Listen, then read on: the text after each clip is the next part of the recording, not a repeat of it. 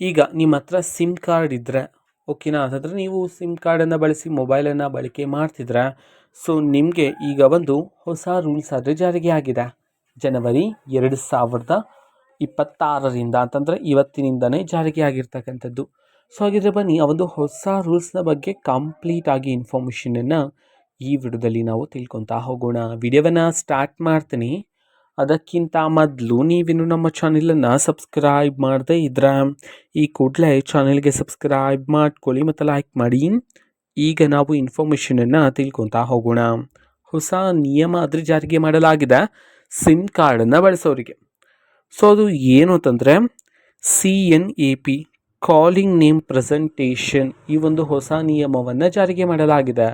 So ಈ ನಿಯಮ ಏನಕ್ಕೆ ನಿಮಗೆ ಬಳಕೆ ಆಗುತ್ತೆ ಅಂತಂದರೆ, ನಿಮ್ಮ ಮೊಬೈಲ್ಗೆ ನೀವು ಬಳಕೆ ಮಾಡ್ತಿರ್ತಕ್ಕಂತಹ ಮೊಬೈಲ್ಗೆ ಬೇರೆ ಯಾರೋ ಕಾಲ್ ಮಾಡಿದ್ರೆ ಅಥವಾ ದೂರವಾಣಿ ಸಂಖ್ಯೆ ಮುಖಾಂತರ ನಿಮ್ಮ ಮೊಬೈಲ್ಗೆ ಕರೆ ಮಾಡಿದಾಗ ಸೊ ಅವರ ಹೆಸರು ನಿಮಗೆ ಗೊತ್ತಿರೋದಿಲ್ವಲ್ಲ, ಸೊ ಅವರ ಹೆಸರನ್ನು ನಿಮಗೆ ಕಾಲ್ ಮಾಡಿದಾಗ ಸೊ ಅಲ್ಲಿ ಅವರ ಹೆಸರು ಡಿಸ್ಪ್ಲೇ ಆಗುತ್ತೆ.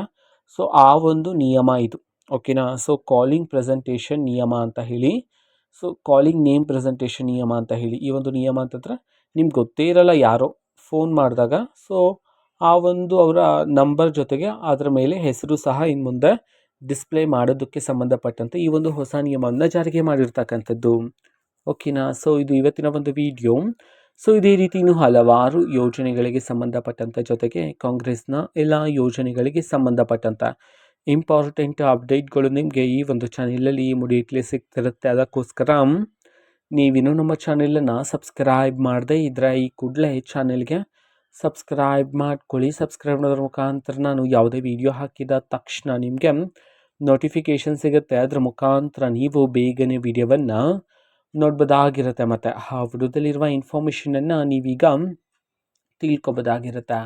ಮತ್ತೀಗ ನಾವು ಫೇಸ್ಬುಕ್ಕಲ್ಲೂ ಸಹ ಈಗ ವಿಡಿಯೋಸ್ಗಳನ್ನು ಅಪ್ಲೋಡ್ ಮಾಡ್ತಿದ್ದೀವಿ. ಫೇಸ್ಬುಕ್ ಚಾನೆಲ್ ಲಿಂಕನ್ನು ಡಿಸ್ಕ್ರಿಪ್ಷನ್ ಬಾಕ್ಸಲ್ಲಿ ಕೊಟ್ಟಿರ್ತೀನಿ, ಕ್ಲಿಕ್ ಮಾಡಿಬಿಟ್ಟು ಫಾಲೋ ಮಾಡಿ ಓಕೆನಾ. So thank you, bye.